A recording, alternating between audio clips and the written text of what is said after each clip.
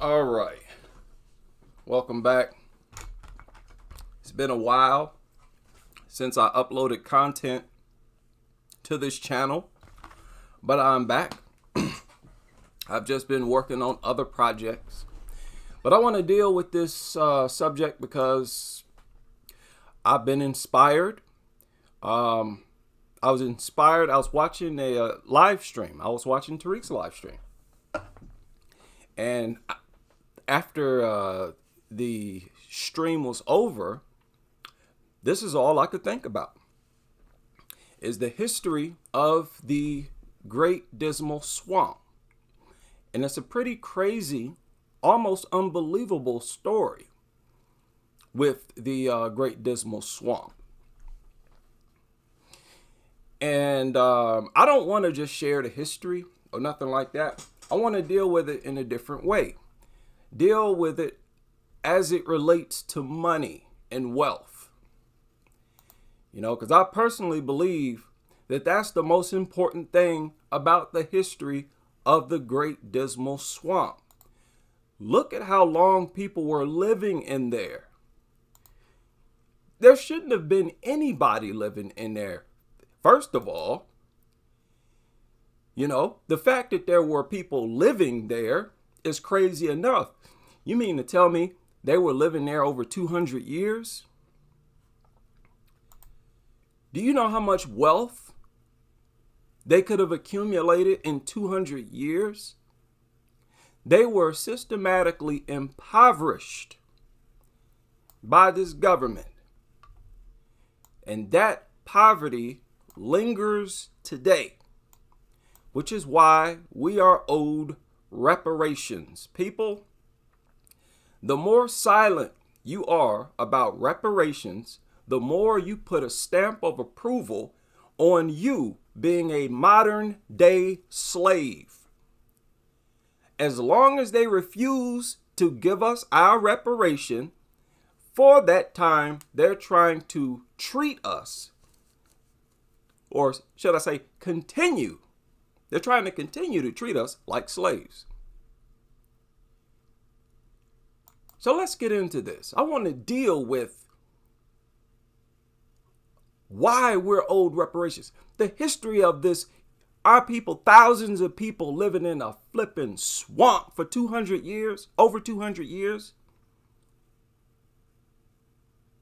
To the point now where everything that they accumulated over those 200 years has decayed and deteriorated, vanished, buried under water, under mud. So it was not the type of wealth that could be passed down. Had our people building log cabins and whatnot, just surviving. I want to deal with how this history contributed to our impoverishment and how it put us behind. And emphasize the importance of that check. Now, this is a short video. Let's get into it. Went down to the river Jordan. The Great Dismal Swamp is a silent witness to history. When I walked the devil in hell, said Johnny baptized me. There's evidence that even in the 1640s and 50s. Stop. 1640s and 50s? Don't we talk about how slavery started in 1619? So you're basically saying there had been black people living in them swamps for the entire duration of slavery, being impoverished by the government. Then they want to act like they didn't impoverish anybody once slavery ended. Once it's time to fork over those reparations, they tried to pretend like nothing happened. I don't think so. You see what I'm saying? So as long as we pretend like nothing happened, as long as we pretend like we're not owed reparations still, they're trying to play this game where if enough time passes by, you'll not only forget about it, but you'll feel less deserving of it. That's the game they're trying to run on Black Americans. Oh, just let some time pass. You'll forget all about it. You'll be distracted and you'll feel less worthy of it. I don't think so. I know not. That's not going to happen at all. So that's the entire duration of slavery. There was thousands of black people living in a flipping swamp because of slavery. They didn't move into this swamp because they thought it was a nice place to live. They were essentially forced into a swamp.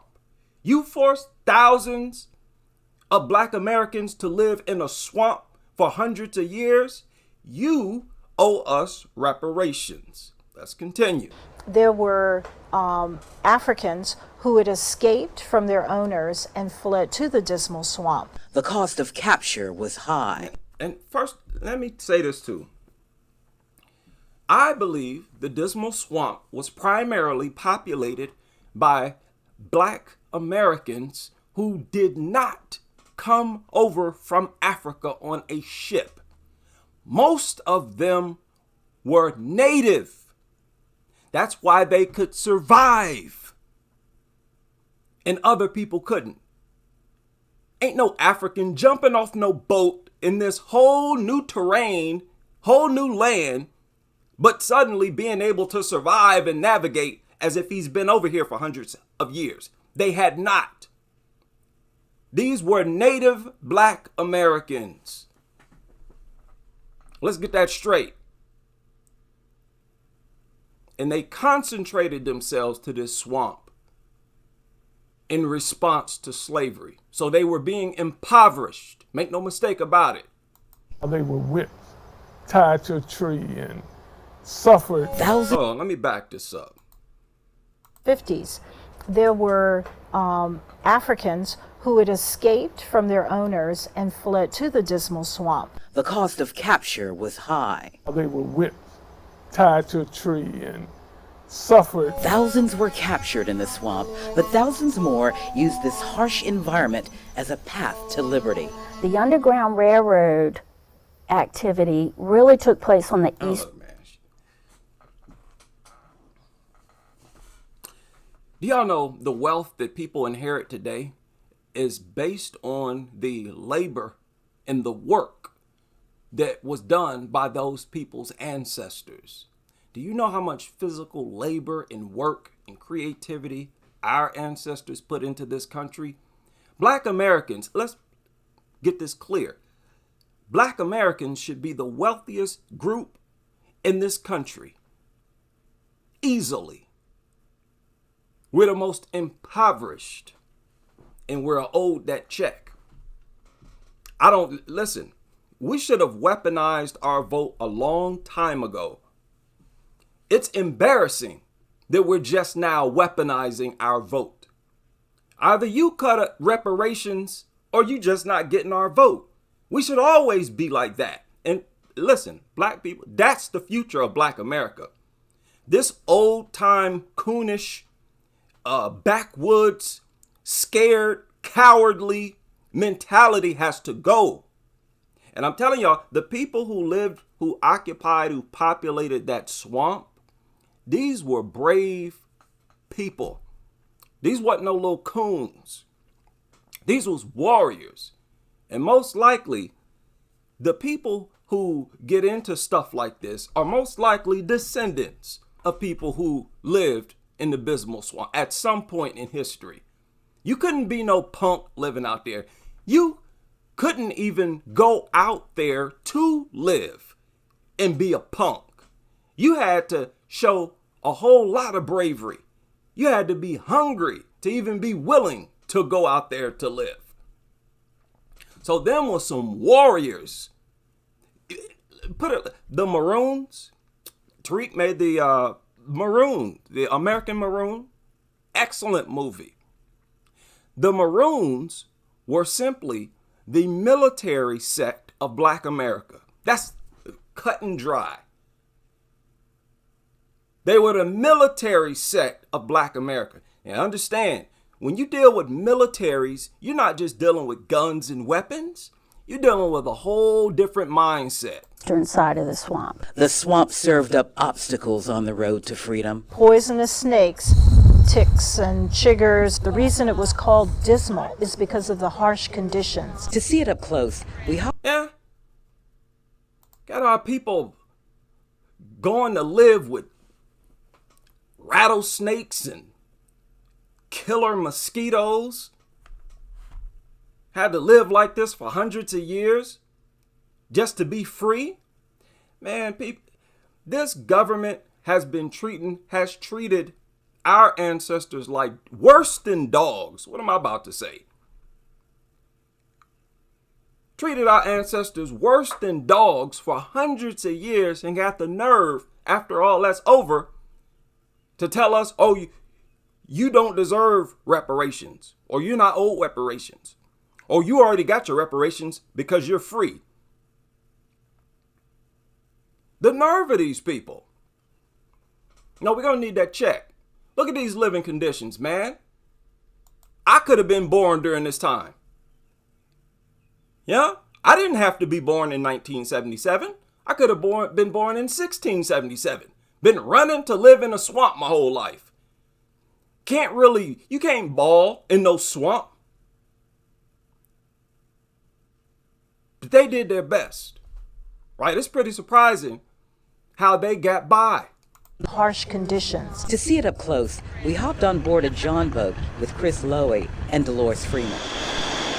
Chris is the manager of the Great Dismal Swamp, and Dolores educates visitors about its history and the role it played in the Y'all spread a bunch of lies. I'm sure they spread some truths, but I don't trust that.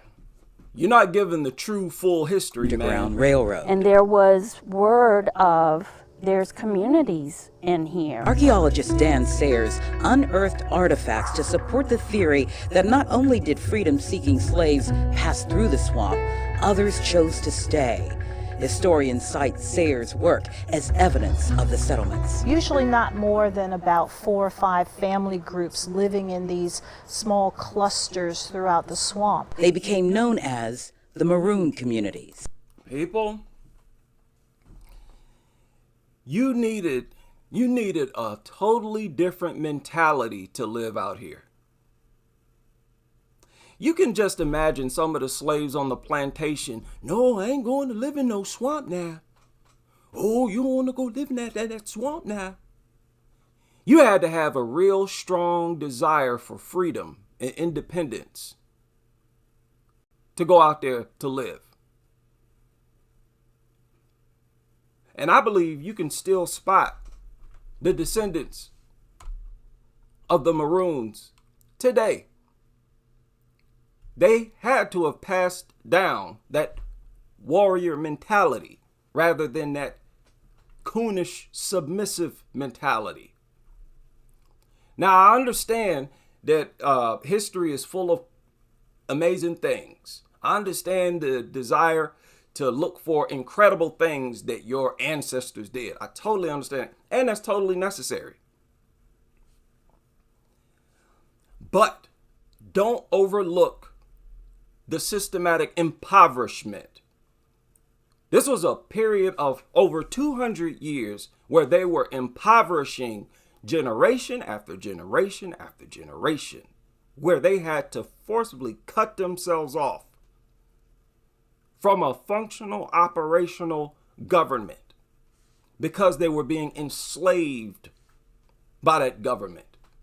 Hundreds of years. And the nerve of these people to even fix their lips talking about we're not owed, and the nerve of them giving reparations and money to other people with a history like this sitting right in front of them. They weren't hiding here. They were living in an alternative world. Yeah. Thousands of black people living in a swamp in an alternative world.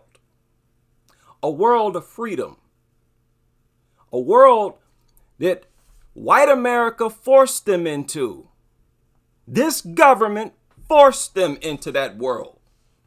Don't say it like they just thought it would be neat to live in a flipping swamp.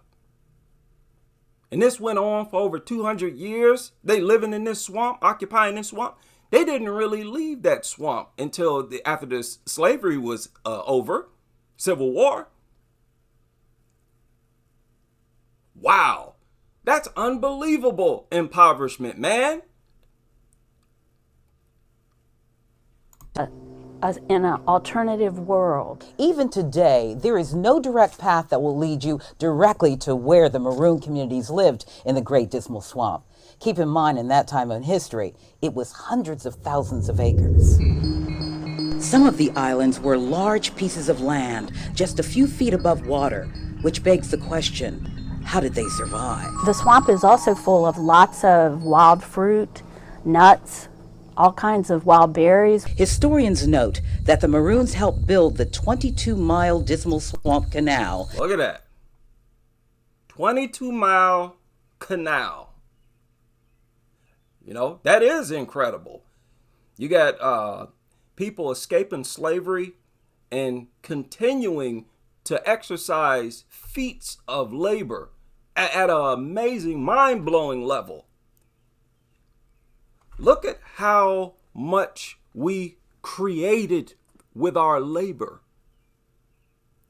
That is all supposed to translate as wealth for us today. Today's wealth is yesterday's wealth. And today's impoverishment or poverty is because of yesterday's poverty. In the early 1800s, hiding in plain sight. These runaway slaves living in those communities would barter items in exchange for their labor. It was a quiet existence.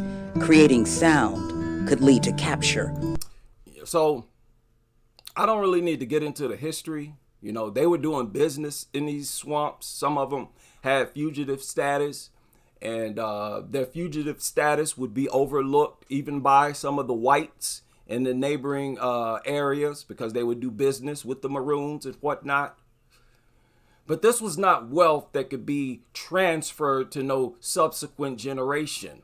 Like I said, they were not in possession of any real wealth, which is why when slavery ended, most black people were poor. Creating sound. Isn't that crazy? During slavery, as one article pointed out, black people were looked at as wealth. Each black body was translated as wealth for an owner. But once you free those black people, they have no wealth and they are worth nothing. Yeah, we're going to need that check. That check is long overdue, man. In fact, you need to write 2-3 of them. Write one now. 5 years from now, we're going to need another one. Make it continuous, just like with the Native Americans, just like with the Indians. And they've given reparations to Native Indians who were a tiny minority of the native population. Yeah, I said it. We'll get into it a little bit. Lead to capture or death. They didn't talk above a whisper. If you can imagine a whole group of little children not speaking above a whisper. Today, we can. So you have to go through life whispering. You be too loud, you'll be heard by some dogs or something. They're sending dogs in there, terrorizing black Americans for hundreds of years. Fool, don't tell me we're not owed reparations. This is infuriating just reflecting on this history. Speaking above a whisper. Today, we can only imagine. Amateur historian Eric Shepard. No, we cannot even imagine. You would have to experience this to understand it. You can't imagine. Says he traced his ancestry to Moses Grandy, a slave who bought his freedom while helping build the Swamp Canal. When he visits, he looks and speaks to the spirits of the past, hoping to unlock a path to the future. I speak to those ancestors. Reveal yourself to me. I'm here. I'm looking for you. Man, listen. We got to cut out all this magical talk too. All this ghostly talk. Ancestors revealed. Listen, our ancestors are alive right now in us, and they come out of us. Why you think we on this reparations thing now?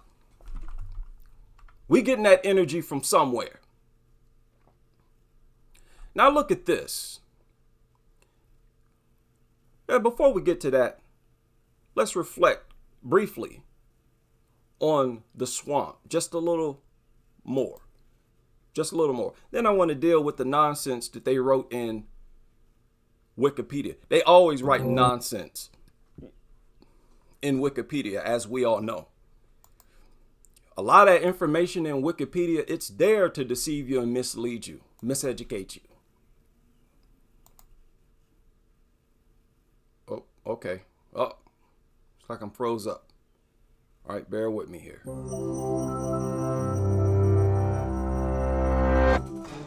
Straddling Virginia and North Carolina is an area that was once described as the most repulsive of American possessions. By 1728, it was known as the Great Dismal Swamp. But while many deemed it uninhabitable, recent findings suggest that a hidden society persisted in the swamp until the mid-1800s. So, who lived there, and what happened to them? Look at this propaganda right here. People long suspected that communities had settled in the swamp, but the Whoa, sorry about that. historical record was spotty. Whoa. People long suspected that communities had settled in the swamp, but the historical record was spotty. It wasn't until 2003 that the first systematic archaeological foray finally launched. But despite having been extensively drained over the years, the wetland still presented many practical challenges. Researchers had to penetrate thorny thickets, wade through waters studded with sinkholes, and brave the threats of dangerous animals. After several months, they finally found islands in the swamp's interior. They found islands in the swamp's interior. Had to drain it. Do you know how long people was living on there? Thousands of years. I saw one resource said well over 20,000 years people been living in that part of the land. That they were living in that part of the world before it became a swamp. These formations quickly revealed traces of centuries-old secrets. Archaeologists found buried markings that appear to have been left by raised log cabins, fire pits, and basins that may have collected drinking water. Okay, so they in the swamp building houses, having sewage systems and water systems. Trust me, I understand that is incredible. The survival instinct, the will to survive and live and be free was incredible. But they were being impoverished. I mean, at a mind-blowing level, being impoverished. Generation after generation. Yeah, we're going to need that check. Listen, this is what they want us to do, people. When we reflect on history, they want us to only reflect on history in a way that says, oh, that was so great what we did. Oh, we accomplished such a magnificent feat. Oh, we're such a great, wonderful people. Man, forget all that. Look at how that impoverished us. Everything you look at or examine or research about history, it needs to be translated into how did this impact us economically, financially. This is a business negotiation. I'm not trying to build my self-confidence and self-esteem. Well, beyond that, we need to get it together, man. All this slow evolving need to stop. We need to hurry up and get it together. Shame on anybody out here voting. You as the biggest coon, you out here voting. Nobody's promised reparations, so you shouldn't be voting for nobody. They identified what seems to have been a palisade wall and excavated more than 3,000 artifacts, including weaponry, stone tools, and fragments of ceramic pipes and vessels. These discoveries, combined with previous findings, helped tell a story that reaches far back in time. Now look, you see that? This is supposed to be an Indian. They're saying that the Dismal Swamp, listen to this. Indigenous American people began regularly inhabiting or visiting the area around 11,000 BCE. Indigenous people started to occupy the area around 11,000 BCE. And as they say that, they show a bunch of pale Indians. The Indians, even the Indians that they found over here in America, was 5 times darker than what you see in this little cartoon. But they're projecting the idea that the majority of the natives were these Indians. I don't think so. We'll get into it. Before it was even a swampland.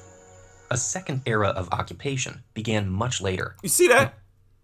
A second era of occupation began much later. In other words, the Negroes came much later. And it was just a few, 2 or 3 Negroes.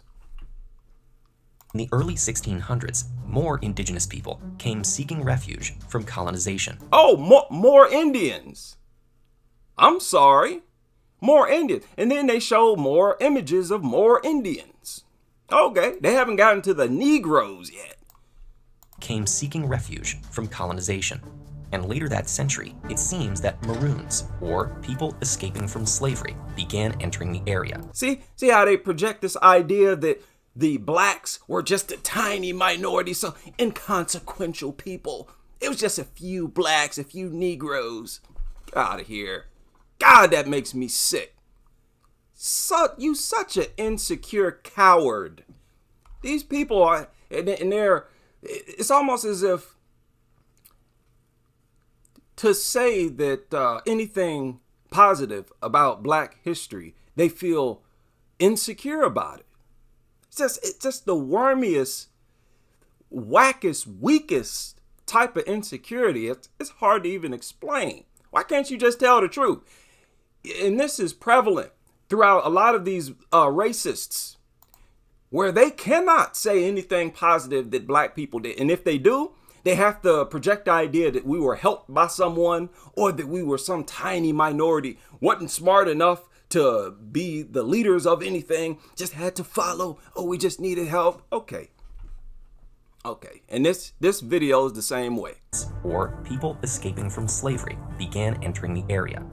In fact, the team's findings support the theory that the Great Dismal Swamp was home to the largest maroon settlement in all of North America. Okay, so it was home to the largest black settlement in North America. But, well, how'd that happen? If there were just some minor, inconsequential little tiny population surrounded by a bunch of red Indians, they kill me projecting this idea that America was occupied by the Indians. There's only about 2 or 3 Native Americans. There's only about 2 or 3 Native Indians in America right now. Where'd they go? If it was so many of them, why ain't they still here? Get out of here, man. America was primarily black before Europeans came over here. The lies in history is truly unbelievable. Because their success and survival depended on staying hidden from the outside world, these swamp communities were largely... You disagree? You don't believe America was primarily black? Then why is it that we only got black monuments in America? Why is it that when you look for the ancient monuments and statues and carvings, how come you only see Negro faces? And trust me, these faces you see is Negro faces. All them Olmec artifacts are Negro faces. Because those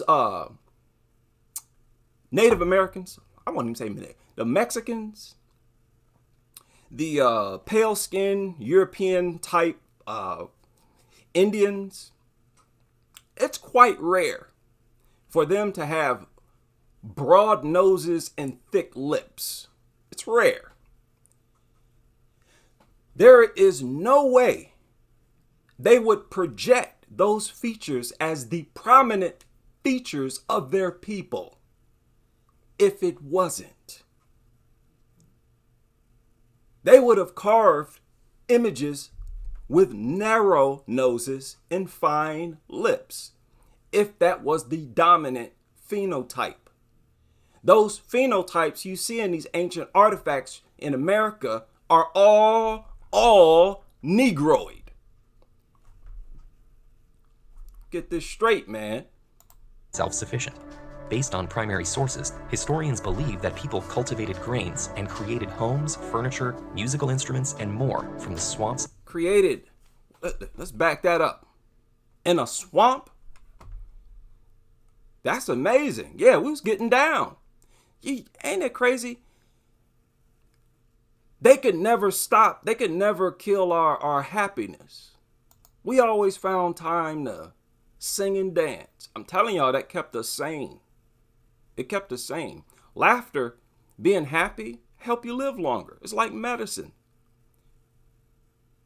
You know, we criticize each other today. Oh, don't be a clown. Don't be no minstrel. You know, there may be some, or have been, and always will be, some people who go overboard. But there was a place for being happy when you're dealing with history. Communities were largely self-sufficient, based on primary sources. Huh? These communities were self-sufficient. Another reason why I don't listen to these black people who don't believe that we can be self-sufficient, who don't believe we can survive without white people. Oh, we can't go nowhere now. We need white people to take care of us. They got to take care of all the important stuff now, all the stuff where you got to think. Those type of black people need to die out. When here you had black people who had no education whatsoever, ain't graduated from no school nowhere, operating a society, operating like a nation. You got no confidence in yourself because you don't even know your own history. We got to get over that, man. Was home to the largest maroon settlement in all of North America. Because their success and survival depended on staying hidden from the outside world, these swamp communities were largely self-sufficient. Based on primary sources, historians believe that people cultivated grains and created homes, furniture, musical instruments. Grains, homes, furniture, musical instruments. We was out there playing musical instruments, cutting a rug. Okay, we was happy. I'm sure we was. We was free. People rather live in a swamp than be a flipping slave, which tells you that the majority of black people did not approve of slavery. You might find a few slave narratives where slaves was talking about how good it was in slavery. That was not the dominant belief. Those were them house Negroes who found comfort inside a masses home, buck broken and all. Nobody cared what they thought. We was trying to get free and live like normal human beings. And more from the swamp's available resources. These organic materials had probably already Listen, man. We need to understand and recognize when our ancestors are trying to speak through us. And you can't be no shy person about it, man. You better get your nose in them books, man, and know your history. By the time archaeologists came to investigate, but researchers were able to find sufficient. Based on primary sources, historians believe that people cultivated grains and created homes, furniture, musical instruments, and more from the swamp's available resources. Now, notice how they could not pass those homes down to their offspring. Notice how we don't have those homes now today, or the wealth from those homes. They couldn't sell those homes. There was no generational wealth, and that was deliberate. One of the things that they made sure to do, and they were conscious about it, that is to keep Black Americans poor. to drive them to, and this was even after slavery. They were doing things to deliberately impoverish us. For them to come out the other end of that talking about we don't deserve reparations or we've already gotten reparations, that's a spit in the face. Okay, look at it from a wealth perspective. All of the things that they created, which is basically cities, they basically built little towns in these swamps, destroyed. None of it could get passed down. Their descendants had to start all over from scratch and start with nothing.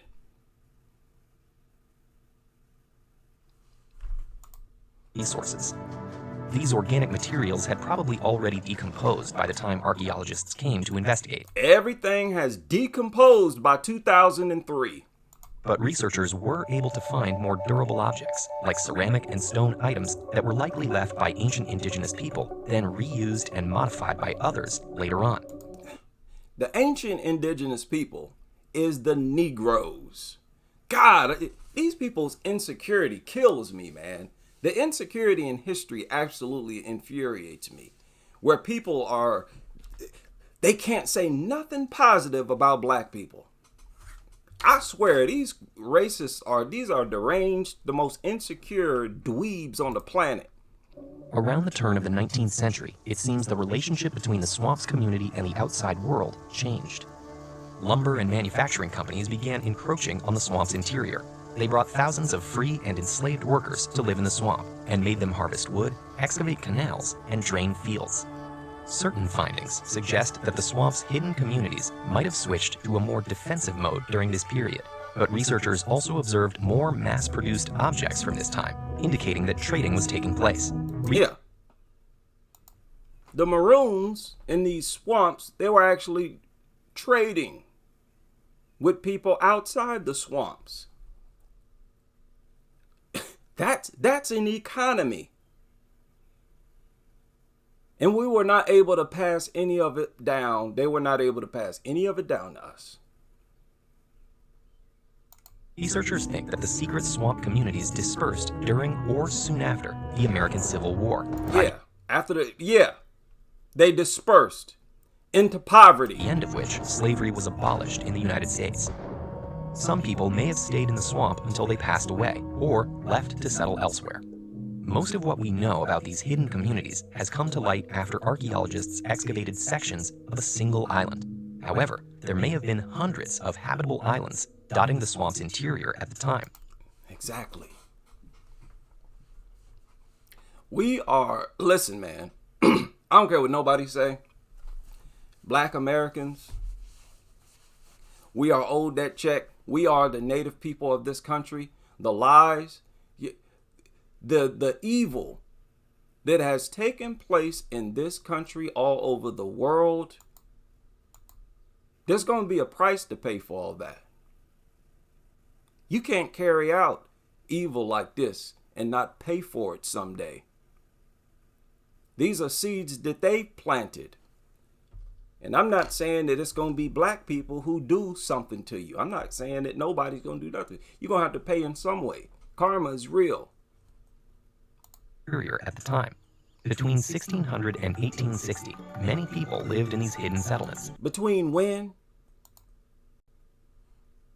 1860. In that 260 years, look at that as 260 years of impoverishment, because that's what it is. These people want to say, oh, black American, you're not owed reparation. You don't deserve reparations. Okay, well, who do? I don't have debates with people who say black Americans don't deserve reparations. You're showing your hand when you say something like that. Because this is mind-boggling mistreatment right here. This is beyond mistreatment. This is just a crime against humanity, period, that needs to be repaid, right? We're going to need that wealth that you stole from us and stashed in your bank account. It's up in your house, in your businesses. Let me calm down here. Many people lived in these hidden settlements. Some probably lived their entire lives within the swamp and never saw a white person. Or Some, a whole lot of them, lived their entire life in that swamp. Yeah, and never saw a white person. That's why I'm saying, getting reparations without land, I don't think really makes much sense. How many times does history have to prove that Black Americans, not just Black, it's not a Black American thing, all groups, they do much better when they are left alone, when they are off to themselves. You've never seen a group who flourishes primarily in integration, where they lose their culture.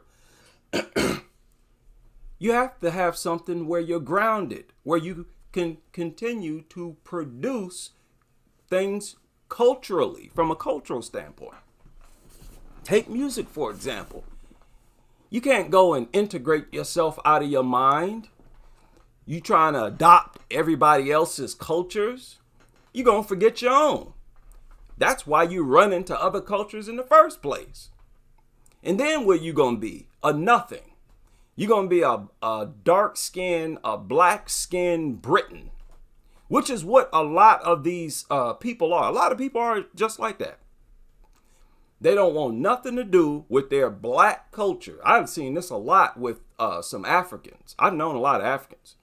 A lot of them, they don't even want to talk about their local religions and belief systems and nothing like that. I had one girl tell me that if I ever were to come there, that I wasn't allowed to go to the villages.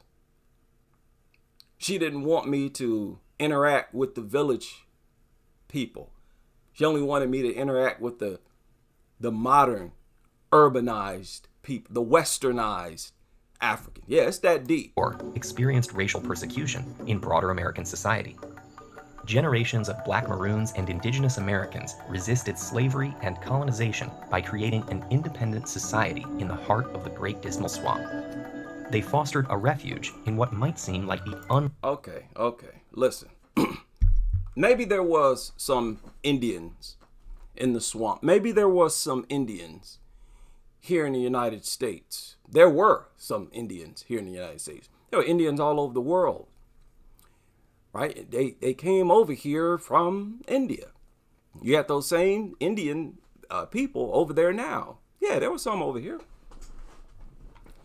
But from what I've researched, the vast majority of people here before Europeans came were black people, Black Americans, us. We was here. What are you talking about? Look at the Native American Wikipedia real quick. This is the page on Wikipedia for Native Americans in the United States. Now, according to this, they have a population of 3,727,000.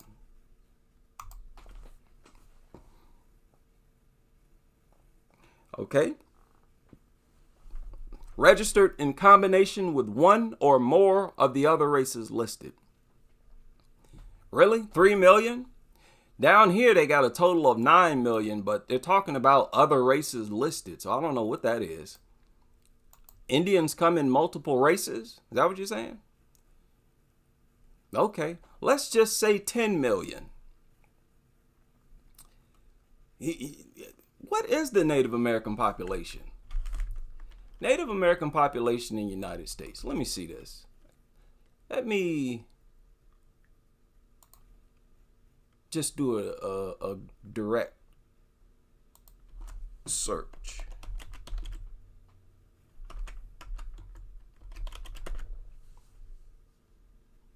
$2.6 million. Let's just say 2.7 million. Let's round it up to 2.7 million. In 2020, 2.7 million Native Americans. But yet, 260 years ago, they were the majority and black people were the minority. The little mascot, little tiny speckle of black people, right? And somehow today there's only 2.7 million of them. And the 50 million black people, that's just the documented black people. Most black people don't fill out those stupid, goofy census forms. Y'all know that. And I've said, black people, I'm telling you, it's a good 150 million black people in the United States. I'd argue black people, at least 50% of this country. The deception and lies that has always permeated in this country is ridiculous. And right now is the time to do away with them. If the majority of this country 260 years ago was Indians, how on earth are there hundreds of millions, at least tens of millions of black people now and only 2.7 little old million Indians? But I'm supposed to believe it was all Indians over here until they brought the Negroes. Shut up, man. Y'all ain't bring that many black people over here. You ain't bring no black people over here. And you ain't bring none in the Caribbean. We was already over here. The history of the rest of the planet already proves that. Because there were already black people all over the rest of the planet, outside of America. There are black people everywhere, in all the islands and everywhere on the planet. Don't tell me only in America there was nobody, period. Especially when the Caribbean is so close to Africa. So I don't believe these stories and proclamations about the Indian population. The Native Americans is these so-called black Americans. And we are going to need that check. So another interesting article I ran across. Well, it's not interesting. It actually, it upset me. Dawn of the Emancipation saw 4 million former slaves gain their freedom. But they also gained poverty, as Du Bois described. A few years prior, they had been counted as wealth, earning and owning nothing in their own name. They were counted as wealth by white owners, but they earned nothing for themselves, and they owned nothing for themselves. Systematic impoverishment. The one person who has no business speaking against reparations would be the president. And that really goes for any politician. Ain't got no business with a history like this. After emancipation, proposals to provide former slaves with land so they could survive economically were largely defeated. 1870, the wealth gap between blacks and whites was around 23-1. That's about $4 for every $100 a white American has. Fast forward 150 years, it's 6-1, which is still a significant wealth gap. That amounts to about 60,000 for black Americans, 338,000 for white Americans today.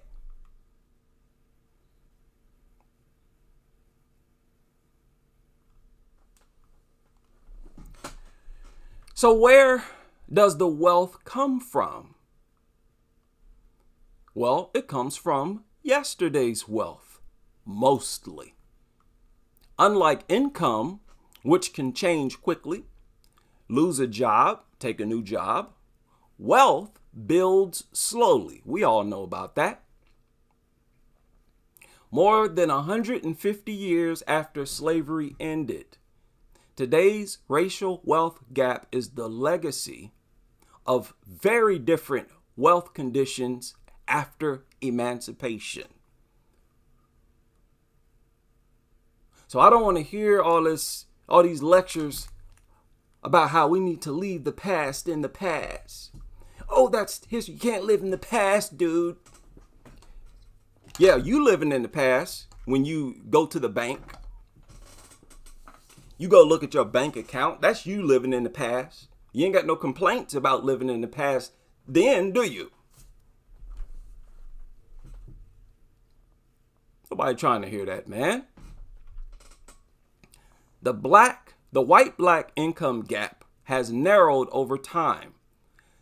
Differences in black and white Americans, capital gains, rates, and savings throughout history have slowed the convergence between black and white. Okay. They claimed in this article that there's no sign of resolving. Yeah, because reparations is not on your mind. Right? That check will help. That's the least you can do. You know, a lot of these people, especially the opponents of reparations, they view reparations as too much. Oh, you're giving them too much. You're asking for too much. You can't give you that. Oh, that's not enough. Even if you gave each black American $1 million, you're underpaying them. That's the very least that you could do. Racialized poverty. Racialized poverty. That's the legacy of slavery. In this image, these are freedmen and women who were forced to work for their former slave masters, forced to work for them as sharecroppers, which continued to impoverish black Americans. The history of blacks becoming sharecroppers after slavery ended, that was done to further impoverish and maintain black poverty. It was still in their best interest to keep black people impoverished. That's why they attacked Black Wall Streets so ferociously. Got to the point where they just said, screw it, let's just drop bombs from the airplane. A bunch of these people, these racists are the most demonic entities on this planet. We need to stop beating around the bush. Go ahead and say that. These racists, these white supremacists are the most demonic entities this planet has ever held.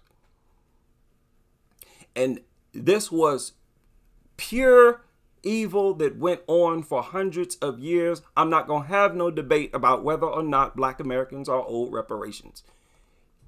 In fact, reparations, I believe, would make black people more civil. Many of the mental illnesses, many of the dysfunctional behaviors is coming from poverty. What y'all talking about? Newly emancipated black farmers were coerced by violence, necessity, or deception into signing abusive contracts, requiring them to work the land for a share of the crop under terms that maintained the control wielded by white planters and overseers before the Civil War. Black farmers were obligated to take high interest loans to purchase necessities at exorbitant prices and were allowed to grow only the chosen cash crop. Listen to that. Just had to have complete control over our existence. That is what I hate. And that's why I support the idea of a black state. I hate the thought, the feeling, the idea of being under control by an outside entity. Really, by anyone. obligated, take high interest loans to purchase the things that they needed. Families were unable to pay off the debt, which rolled over to the next year, trapping sharecropper families in debt. When black farmers sought to enforce contracts at the end of the season or negotiate better contracts, they were met with violence from landowners or organized, or lynch mobs. The Klan. You want to negotiate a better contract? This was after slavery, people. Black people are no longer slaves. They're working as workers who getting paid. Yet they were still being terrorized, even by their own employers.